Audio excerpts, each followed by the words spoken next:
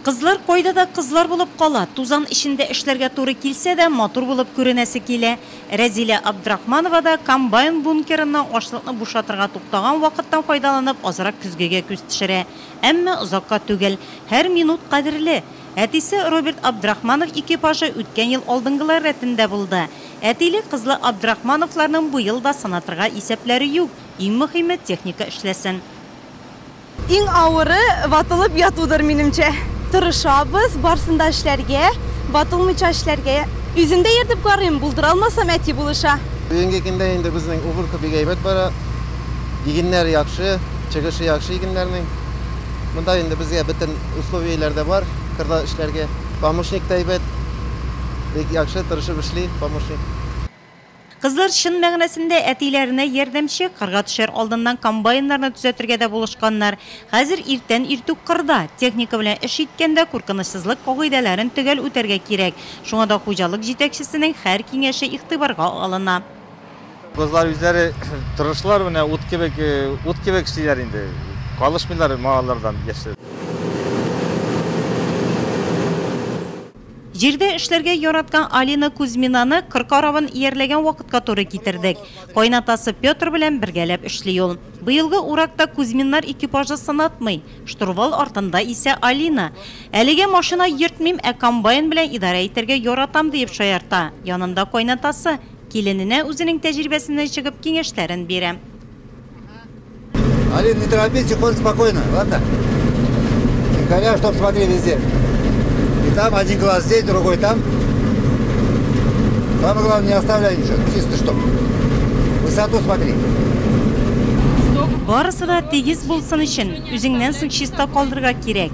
Техника тыгылмасын өчен гел карап йөртергә. Келин очень яхшы. Бик яхшы келин.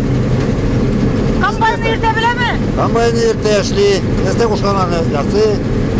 Буша бик яхшы, мен доволен келин белән.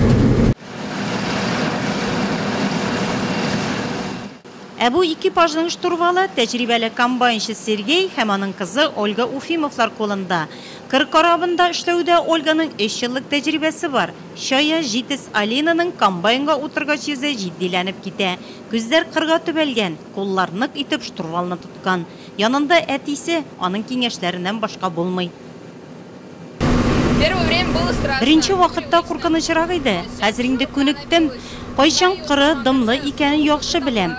Сәгатенә 20 км белән йөрү, үзенә күрә бер тизлек. Хәзер инде зур машинадагы кебек хис итәм. Комбайнны яхшы белергә кирәк. Дымлы булса, бөртекне суктырып булмый. Камылны кистерми, җитештерүчәнлек тә начар була.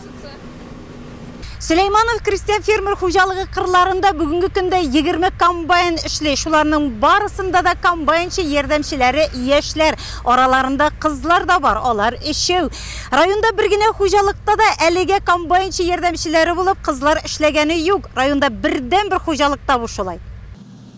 Безнең төшерү төркемебез Сөләйманов крестьян фермер хуҗалыгында булганда, биредә 206 гектарлык кырны тәмамлап комбайннар яңасына күчә иде. Арпаны суктырырга кызлар кырга беренче булып төште. Бертекнең уңышы яхшы.